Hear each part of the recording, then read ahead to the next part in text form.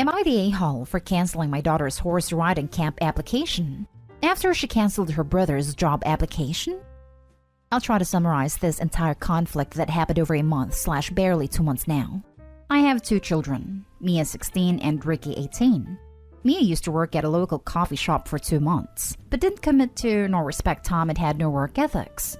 As a result, she got fired, but she didn't accept it and kept begging her former boss to get her job back but couldn't. She was so heartbroken over losing her first job this way. And besides, the coffee shop is or used to be her favorite place. Also, she was saving up to attend a horse riding camp but didn't have enough money, so I promised to pay for enrollment and application. A week after she got fired, she learned that her brother Ricky was trying to get her previous job. She went mad and kept begging me to not let Ricky apply to work at the coffee shop because her friends will find out and say the manager picked her brother over her. I thought that was overdramatic of her. And plus, Ricky is the one to decide which place to apply at, so I told her to leave it alone. Mia refused, saying if I don't do something, then she will. Days later, Ricky told me and his mom that someone logged into his email and canceled his job application at the coffee shop. He said he spoke with the manager and found out someone sent him a rude email pretending to be Ricky, saying he was canceling his job application and he no longer was interested in working at the shop, while adding insults to the coffee shop and the staff and the manager himself, etc., etc. The manager kicked Ricky out and even banned him from the shop completely. I immediately shouted for Mia to come downstairs, and after pressuring her, she admitted sending the rude email to the coffee shop manager to make Ricky lose the job opportunity. She defended herself, saying she felt awful that Ricky was planning to take her place at the shop and couldn't let it happen. I was mad. I told her I'm automatically canceling her horse riding camp application and taking the money paid back. She tried to argue and cried, saying I promised, and that I knew how much this meant to her. But I said that was an automatic response to what she did. Point blank, period. No buts or ifs, besides the fact she had to apologize to Ricky. My wife called me an a-hole for not seeing where Mia was coming from and said my love for her was conditional, since I promised to pay for the camp but took the money back as soon as she upset me. Mia hasn't been talking to me for 2 months except for basic words like good night, goodbye, etc. And my wife said Mia has every right to not talk to me ever again if she wanted. I wonder if I went too far or whether Mia deserved her punishment. I won't even get started on how awful Ricky felt, / is feeling because he's developed trust issues ever since. Now for the top comments. Not stay home. She did this to herself. Yep. And given Mom's response, I can see why she feels her behavior was okay. Holy crap, yes. That Mom is a huge problem here. Listen to this, OP. Ricky wasn't only hurt by his sister. He was and has most likely been hurt by his mother for a very long time. This blatant favoritism didn't happen overnight. He needs to know that he has at least one parent who won't see him as second best to his sister. He needs you to put your foot down and say, enough. I won't let you treat my child this way. It's not right. Not today home. She did it to herself. Does your wife usually favor your daughter like this, or is it a new development? You guys should have made her go to the coffee house, explain what she did and apologize to them as well as cancel the camp. Does your wife think there should be no consequences? Usually, yes. Does your wife think there should be no consequences? No. My wife thought I should have used regular punishment like taking her phone, having her care for the garden / pets for a week, or clean or wash dishes. But I thought this type of punishment wasn't enough because what she did was not a small mistake. It was permitted. Ricky not only lost a job opportunity, he no longer goes to the coffee shop, which is also his favorite place too. You two need to take a step back and reevaluate Mia's behavior. Poor work ethic, unreliable, lying, vindictive? Ask your wife if this is the person she wants her daughter to be. At 16, she should know better. Obviously, she feels the world should make allowances and excuses for her as much as her mother does. Mia needs to apologize to the coffee shop manager immediately. Perhaps tell her you would reconsider horse camp if she does so, in person, and apologize to her brother. Not today home. Next story is titled, Am I the a-hole for not continuing to pay for my cousin's college and told my sister not make that choice until she's 25? I'm 25 female and 24 female sister. Lost our parents to a car crash caused by a drunk driver 10 months ago. Our parents left everything to my sister, Taylor, and I with a 50-50 split, with the stipulation we would not have control over my parents' assets until we are 25.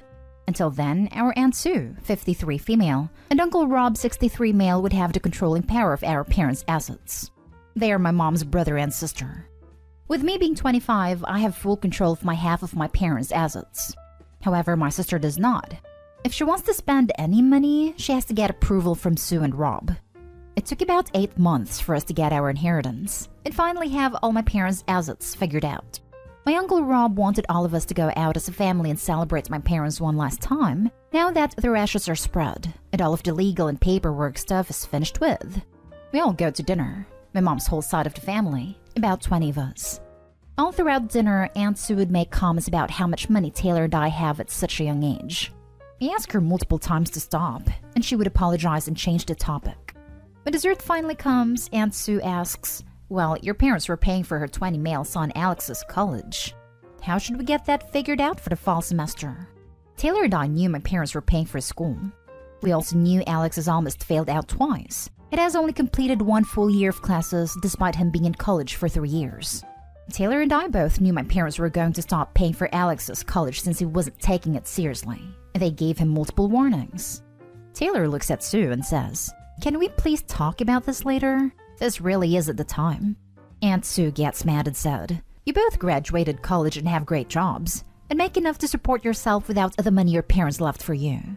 She said some other stuff, but to summarize, she thinks we need to learn how to be less selfish, and shared our inheritance with the rest of the family and that we have to pay for Alex's college, since that is what my parents said they would do. At this point, I blew up. I told my aunt that she needs to stop asking about the money. It isn't money our parents gave us. It is the money we inherited because our parents died. I would trade all the money in the world to have just another year with them, let alone the 20+ years they should have had. I told her that she was being a greedy witch and that I would do everything in my power to make sure that she never gets a penny from the inheritance, and that neither Taylor and I would be paying for Alex's college moving forward. I leave the table, pay for the whole dinner, and leave the restaurant. Taylor follows me out and we leave. Neither one of us has reached out to Sue or the rest of our family, and they have not reached out to us. Not stay home. She's trying to manipulate you into giving her and Alex the inheritance. It's clear that money is the only thing important to her. Your feelings, grief, and relationship mean nothing to her. You have no obligation to share any of the inheritance with anybody. Good for you for sticking up for yourself instead of continuously taking her crap. The stupid thing is that by assuming, they've messed things up for themselves. If they'd come to them at an appropriate time, I'd ask respectfully if they'd consider paying their son's college. They might have got a more favorable response. By assuming it was a done deal and forcing the issue in a public family celebration, they've pretty much ensured they'll get nothing ever again. Quite likely an issue of pride that wouldn't let them show any kind of deference or humility to their younger relatives. The way she did it was a ploy. Asking them in public means they might be embarrassed to say no and agree to it. Definitely not stay home, but I would cut them and anyone else out if they mention it. Not stay home. You are totally correct. I tell this to anyone with greedy family. Would they do the same thing for you? You're not your parents. Your parents' money is not your family's money. It's only yours and your sister. Plus, if you pay for this, she would probably ask you to pay for other stuff like food, rent, etc. So she's just leeching off of you. Also, is there a way to stop your mom's family from using this inheritance? They may have just waited for you to get it to try and guilt trip you to buy it. They only have guardianship, so they cannot touch the inheritance. They can only prevent Taylor from touching it until she is 25. But that is only for about 9 more months. And I have let Taylor know if she needs to access her inheritance for any reason, I will give her whatever she needs so she doesn't have to ask our aunt or uncle. Not stay all at all. Good for you getting an attorney involved too, and I would make sure she cannot take money out herself. Look into having a forensic accountant if you suspect she's taking money herself also. Next story. Am I the a-hole for not buying my sister gifts to celebrate the birth of my nieces? Short version. My sister had twin girls in July, and because we are no longer in contact, I didn't send anything. She's mad and my parents were upset with me for not sending something for the girls at least. This has become such an issue, she's blasting it to every family member she can. Background. 3 years ago, my sister 29 female and I 31 female lost pregnancies a week apart. She had a miscarriage at 13 weeks and I had one at 19 weeks. She had wanted to be a mom and was trying since the age of 19. But she had suffered a miscarriage at 9 weeks. just a few months before her 13-week loss, and I knew she would want all the time and attention from our parents, so I kept mine private for a week. It was hard, but I knew she would not like me sharing the news sooner. When the time came, my husband told our families. She was furious at me for taking over in her time of need, and how it should have been no big deal for me since I terminated a pregnancy when I was 18. She told me she was the one really suffering, that I had wanted to wait for kids, and threw away a chance at being a mom in very horrible circumstances years ago. So how dare I pile on pain when she needed everyone around her? She told me she hoped I suffered for the rest of my life for what I did to her, and told me to drop dead. In the last 3 years, my husband and I discovered through more losses that we would need treatment for me to carry a healthy pregnancy, so we have been saving in private. We never told anyone about the other losses either. In part because I didn't want to deal with any mistreatment from my sister. Now it's expected that I will bridge the gap, I guess, or maybe just do everything possible to be an aunt to her daughters. But I'm choosing to stay away and to remain no contact with my sister after everything that happened, and this has just further proven how she will treat me. I hate upsetting my parents though. So am I the a-hole? Not the a-hole. She has a track record of making everything about her. How she is the one who really has the right to be the center of attention all the time. You don't keep in touch, so why would she expect that you would send a present? Besides, look at all the attention she is getting by making herself a victim. That is your gift. She gets double the attention. 1 for giving birth and 2 for being a victim and not getting presents from you. I picture her laying on her fainting couch, with the back of her hand on her forehead saying, "Why is she so mean to me?" while everyone coos over her misery. Not stay home. Your sister is awful. It wasn't just her time of need. It was yours too, and you had the decency to wait to tell people. You have no obligations towards her or her kids. Why would you send gifts to a woman who hoped you suffered for the rest of your life for having a miscarriage at the same time as her, and who told you to drop dead? You're doing as asked, dropping dead and letting her be an even bigger a-hole today than she was back then. Good luck with your treatments. Exactly. I cannot imagine going through a miscarriage at the same time as my sister, and not seeing it as an opportunity to support each other. Hey, that horrible, overwhelming emotional thing you're going through? Me too. Let's get through this together. OP, your decision to go and remain no contact is completely understandable and sounds like a healthy choice for your mental/emotional health. Good for you for sticking with it. Also, your parents' feelings aren't your responsibility, and you have nothing to feel bad about on that front, especially if they're directing their disappointment at you and not at your sister for behaving so unspeakably horribly in the first place. Not today, home. Life is too dang short to spend time, money, or energy on people who don't bring you peace. Your sister was selfish when she lost her pregnancy 3 years ago, and instead of commiserating with you, she blamed you for your loss, and then said she wanted you to suffer. There's no way in hell I'd ever speak to her again, let alone send her presents for procreating. Your parents can't force you to have a relationship with your sister, and if they try to pressure or guilt you into it, they're going to end up pushing you away. Now for the last story. Am I the a-hole for my response when my stepbrother insisted to know the name my husband and I picked for our son? My dad married my stepmom when I was 8, so I pretty much grew up with my stepmom and her family. I have 2 stepbrothers, and my older stepbrother is the joking, teasing, busybody type. He's married and has 2 kids, by the way. This whole thing started when he started making fun of my baby name choice before I had my 2 oldest sons. Even though the 2 previous names my husband and I chose were normal, like Jason, Chris, Adam, etc. But my stepbrother would constantly make fun and criticize the name, saying things like, "Poor kid, isn't that the name of a famous adult movie star?" And this was my bully's name, so I'll remember my bully whenever I call my nephew's name. He'd criticized the name so much that I had to change it. He got my stepfamily on board of making fun of my choices too. It's frustrating, as it excuses behavior by saying it's teasing/giving advice.